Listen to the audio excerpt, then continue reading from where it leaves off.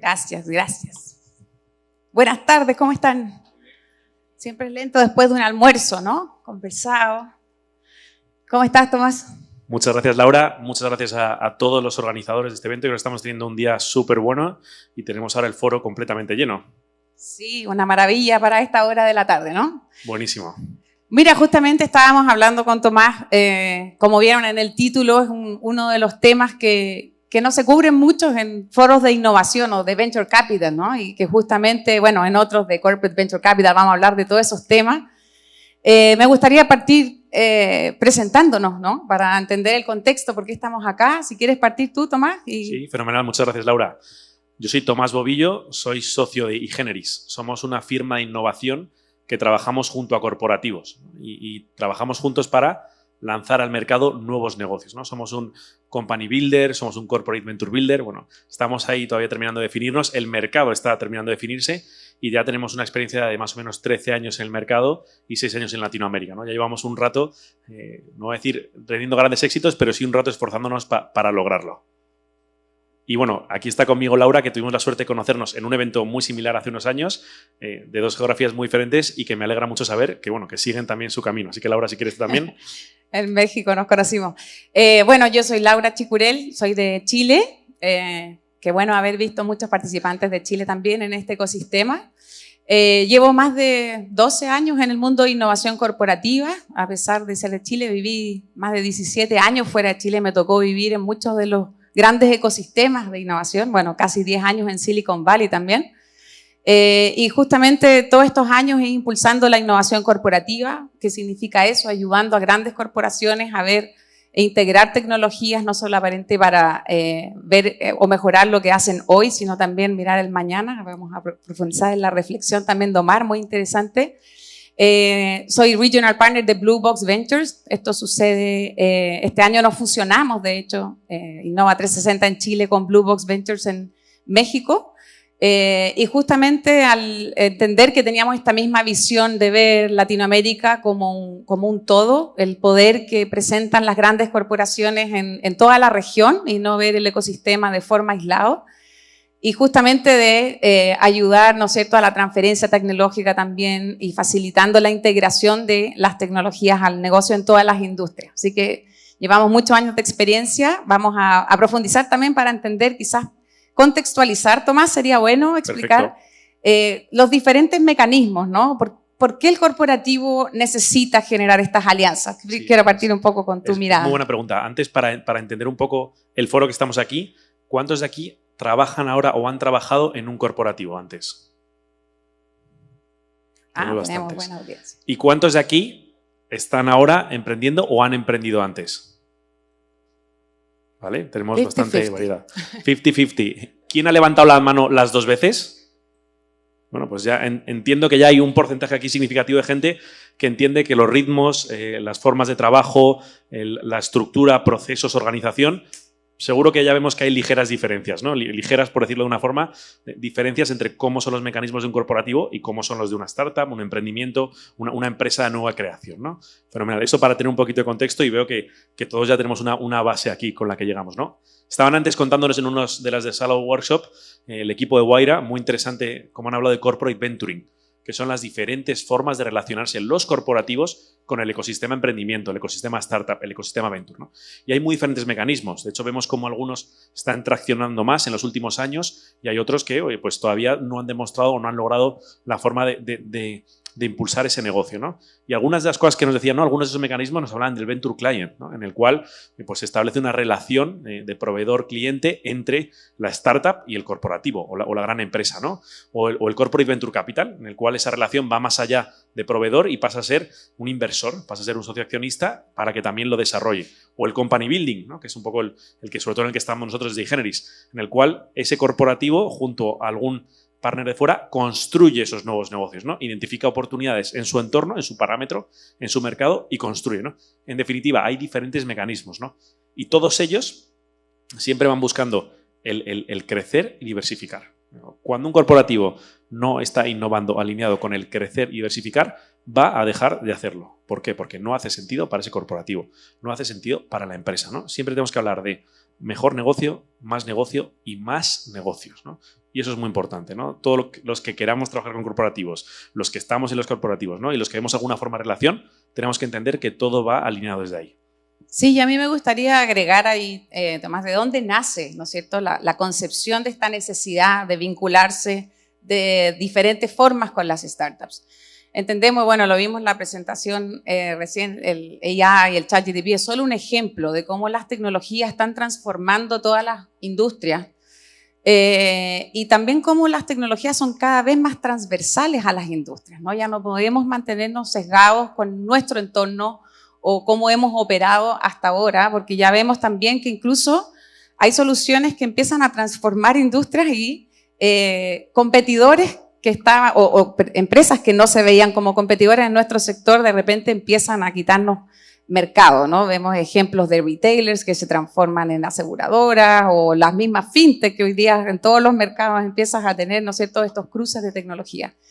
Y tal como hablabas de la rapidez, ¿no? Un corporativo hoy día no se puede permitir en un equipo de I+D dedicarse 5 o 10 años a desarrollar una tecnología y también con esa mirada, perdón que lo diga, sesgada quizás de su propio sector, ¿no? Debe abrir y tener esta mirada más expansiva y la rapidez que es la que otorga el startup, ¿no? Entonces, en ese sentido, creo que es importante también entender como el leitmotiv del por qué, ¿no? ¿Por qué necesitamos colaborar? ¿Por qué necesitamos estar viendo lo que está ocurriendo allá afuera? Y que es un cambio de paradigma a cómo se ejecutaba en el pasado, ¿no? Donde el corporativo tenía el poder y quizás podía dedicar ese tiempo a hacer esa investigación, ¿no? Hoy día es una necesidad imperante y tal como mencionaba, hay diferentes mecanismos y no es que uno sea mejor que otro o peor que otro y depende de la estrategia de la empresa, de cómo quiera comenzar a vincularse, ¿no? Vemos casos de empresas que desde el día 1 comienzan a invertir, ¿no es cierto?, este capital de riesgo que es el Corporate Venture Capital, donde empiezan a hacer esta apuesta, ¿no es cierto?, al riesgo. Vamos a hablar también por qué es tan difícil para algunos corporativos dar ese paso. Y otros que quizás comienzan a aventurarse dando pequeños pasos, ¿no es cierto?, de integración, generando estas alianzas estratégicas con startups. Y obvio, hay otros que tienen un mix, ¿no?, de inversión, de vinculación y también algunas de company building, otros ni se imaginan hacer company building, ¿no? Ustedes han trabajado mucho con company building hasta ahora. Nosotros, por ejemplo, menos, porque no es parte de nuestro core, pero sí podemos ayudarlos, obviamente, con todas esas estrategias, ¿no? Eso es, o sea, exacto. Y antes de entrar a algún caso concreto, yo creo que un punto importante, ¿no? Laura habla mucho de la necesidad, de por qué o para qué los corporativos estamos innovando, ¿no? Están empezando a innovar, están buscando estrategias diferentes, ¿no? Pero para mí es un poco también darle la vuelta, ¿no? El por qué tiene que, ¿no? O sea, esa responsabilidad, ¿no?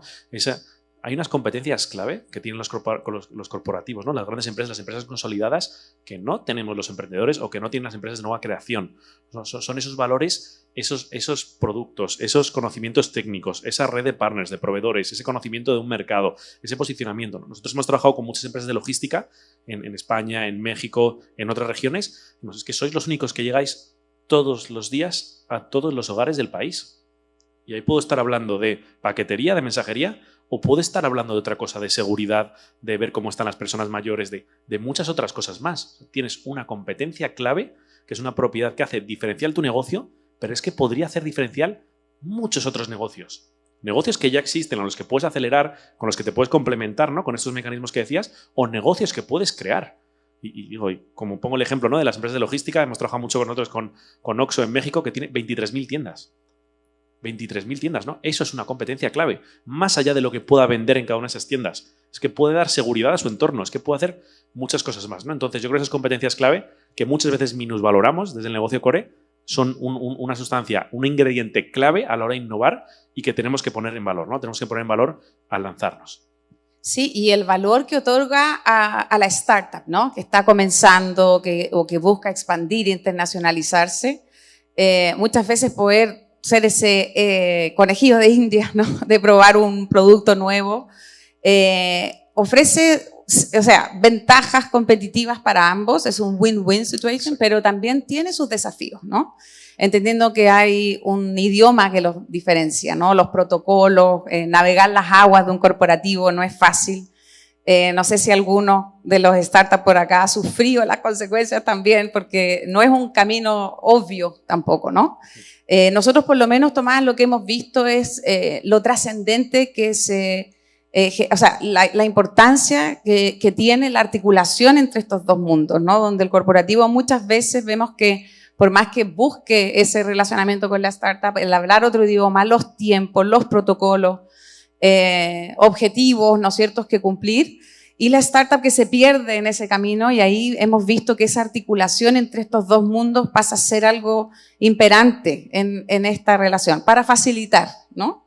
Y no permitir que muera en el camino, porque muchas cosas, como sabes, se pierden por no tener un champion o un sponsor que está ahí haciendo seguimiento o dándole la importancia que significa, ¿no?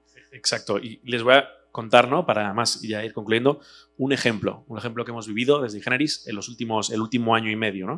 Trabajando con una empresa mexicana de pisos cerámicos, el segundo mayor fabricante de pisos cerámicos del mundo, ¿no? Ellos nos transmitían un reto. Vemos que la mitad de la población no tiene piso cerámico y creemos que podrían tener, ¿no? Y de hecho ellos no solo nos decían el reto, sino que nos daban ya la idea. Creemos que tiene que tener financiamiento. Este segmento de la población, todo el mundo tiene un primo, un amigo, un vecino que sabe instalar, por lo tanto no hace falta incluirlo. Por supuesto que es una venta física porque la loseta es un producto físico, tenemos que verlo, ¿no? Pues bueno, ellos ya tenían una idea preconcebida. ¿Qué pasa? Que ellos ni habían vendido nunca a cliente final, ni se habían lanzado a un emprendimiento, ¿no? De hecho, las personas que estaban sentadas en esa mesa, siendo puestos de gran responsabilidad y de gran conocimiento de su sector y su mercado, la realidad es que no habían creado un negocio, ¿no? O sea, ellos habían ya heredado la gestión de ese negocio y, por supuesto, lo habían hecho crecer. O sea, están en un negocio muy exitoso, pero no habían creado un negocio cero, ¿no? Entonces nos dieron nosotros las llaves. ¿Y qué hicimos? Lo primero, salir, remangarnos y salir al mercado. Visitar 400 hogares de México a entender por qué la gente tiene o no tiene piso cerámico. Y algún ejemplo hay. Pues el 50% de la población de esos segmentos de México tiene un primo, un amigo, un vecino que sabe instalar un piso cerámico. Pero de ese 50%, más del 70% no se fía de ese primo, de ese amigo, de ese vecino cuando es algo importante. Y esto hasta que no estás en los hogares y lo estás preguntando no lo vas a saber. Y desde esos despachos, ¿no?, de esta empresa, de ese corporativo, pues no íbamos a saberlo, ¿no? Y por mucho que mi mozo o mi persona que conozco lo haya dicho, no tiene por qué ser así, ¿no? Otro ejemplo, ¿no? Hablaban de financiamiento. Decimos, oye, pues el financiamiento parece que es el mecanismo adecuado. Pero sin embargo vamos a los hogares y nos dicen, no quiero otro crédito. Estoy pagando el doble por este celular, ok, pero un piso cerámico no lo voy a hacer. No lo voy a hacer y ya está, ¿no? ¿Y qué nos encontramos ahí? Que había una posibilidad que quizás era el mecanismo de ahorro. Como el piso no lo necesito hoy porque hoy ya tengo cemento y lo puedo necesitar en unos meses, ¿por qué no hacemos un mecanismo de ahorro, ¿no? Y esto lo vas aprendiendo al tocar el mercado, ¿no? Luego, por supuesto, esto tuvimos que traducirlo al lenguaje corporativo, hablar de margen de utilidad, de proyecciones a futuro, una P&L perfecta, por supuesto, ¿no? Tenemos que entender ese lenguaje corporativo y en este caso además hablamos mucho de margen y de utilidad y no tanto de ingresos. ¿Por qué? Porque es una empresa que se rige por esas cifras, ¿no? Y son las que valoran cada año en su revisión anual, ¿no? Pues una vez ya nos dieron el go, lanzamos el negocio, vamos a tener 2 meses para validarlo, ¿no? ¿Cuántos clientes nos vais a traer? Nosotros, bueno, ya estamos con la presión de los clientes cuando todavía estamos en la fase de aprender. Aceptamos el reto y vamos a buscar clientes. ¿Cómo es la forma más económica que podemos lanzar un negocio? Digital. Y vamos a ver qué tipo de usuarios captamos digitalmente, con Facebook, TikTok, redes, etcétera, ¿no? Nos decían, imposible. Estos productos son físicos y hasta que no veas la loseta, yo he de decir que aquí les creía, porque yo personalmente creo que tengo que ver el color, la textura, el brillo.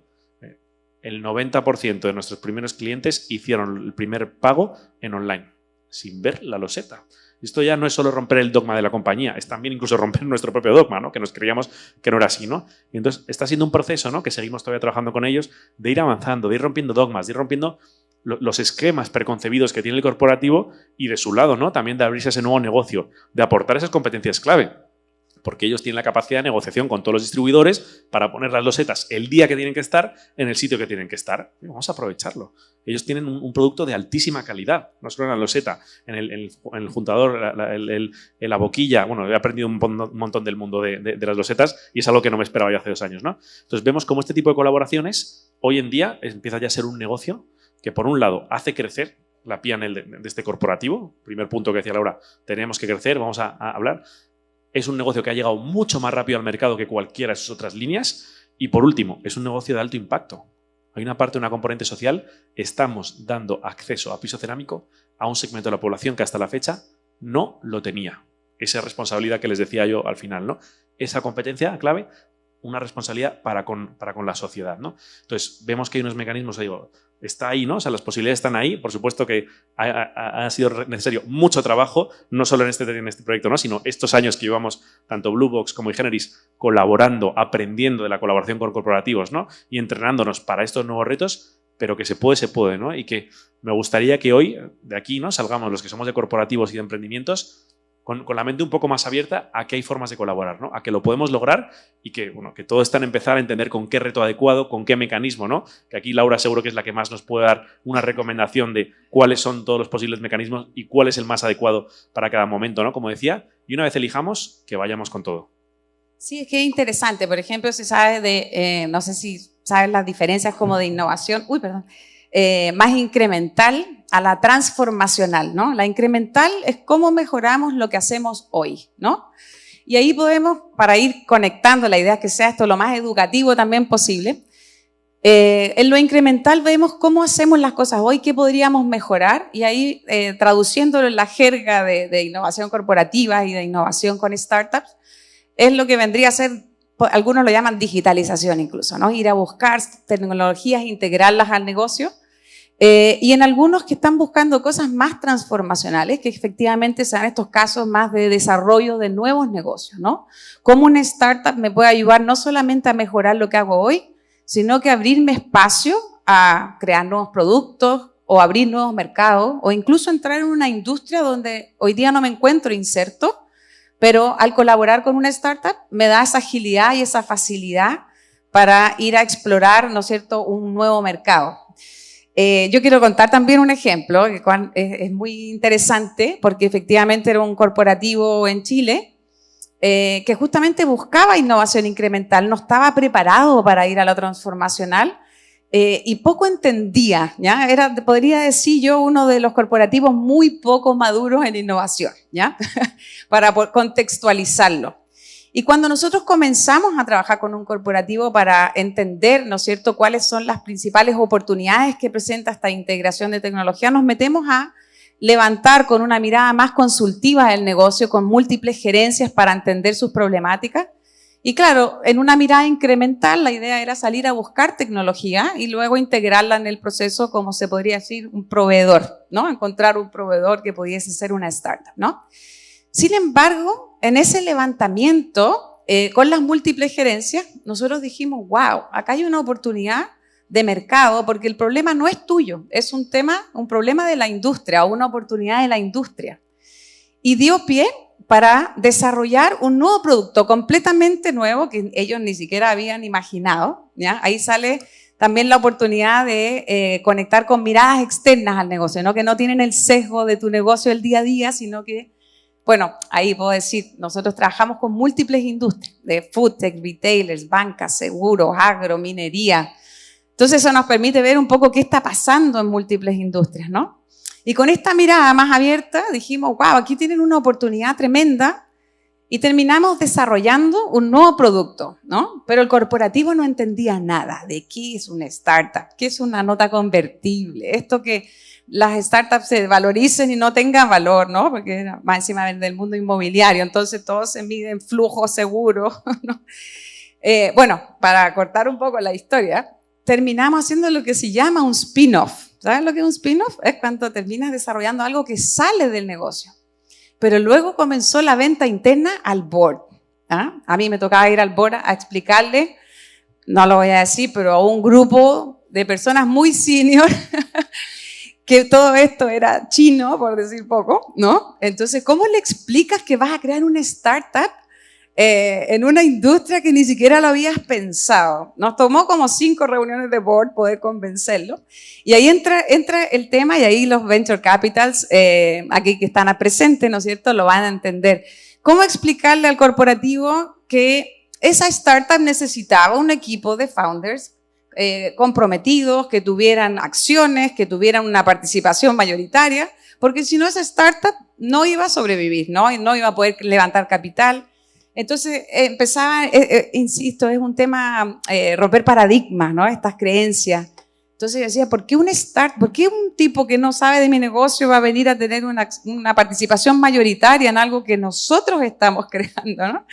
Bueno, ahí entran los temas de las rondas de capital, las diluciones, ¿por qué tienen que tener un equity stake, digamos, suficientemente relevante para poder permanecer en las diferentes diluciones futuras por levantamiento de capital? Claro, para nosotros que estamos en el mundo de innovación todo suena bastante obvio, ¿no? Pero también hay que entender que tanto en el mundo corporativo y en todos los sectores son temas bastante nuevos y hay mucha educación. Por eso que este tipo de espacios son muy propicios para eso, porque obviamente abren la mirada, ¿no? Primero a la necesidad, después casos de éxito, escuchar de otros cómo lo han hecho, qué errores han cometido, best practices, cómo lo hiciste. Ojalá, ¿no es cierto?, ver el caso también de startups que han tenido éxito trabajando con estos corporativos. Y acá, si se fijan, y se ha hablado mucho hoy día, la importancia, esto no es unilateral ni bidireccional, o sea, es un ecosistema que lo tiene que soportar, ¿no? Porque si no hay inversión y no hay oportunidad en la industria y no tenemos founders que están comprometidos para sacar esto adelante, no funciona, ¿no? Alguien lo presentaba ahí, el will, ¿no? Que me gustó el concepto del will, ¿no? No puede haber un componente que falta. Y la inversión, obviamente, pasa a ser un factor crítico, porque obviamente sin inversión, ya lo sabemos, no llegan muy lejos estas soluciones, ¿no? Exacto. Y ya para ir acabando, ¿no? Digo, bueno, muchísimas gracias. Yo creo que, Laura, estaremos los dos súper disponibles para tomar un café y seguir conversando y hablando de estas barreras, ¿no?, que a veces nos encontramos y las claves para superarlas, pero decirles dos mensajes, ¿no? Uno, que el valor que podemos generar colaborando, ¿no?, entre corporativos y emprendedores es muy alto, y que el coste que tiene es muy bajo. De hecho, por hacer referencia a Omar, es mucho más económico que crear el ChatGPT peruano, que es un objetivo que tenemos por aquí. Muchas gracias a todos. De millones de... Gracias, Tomás.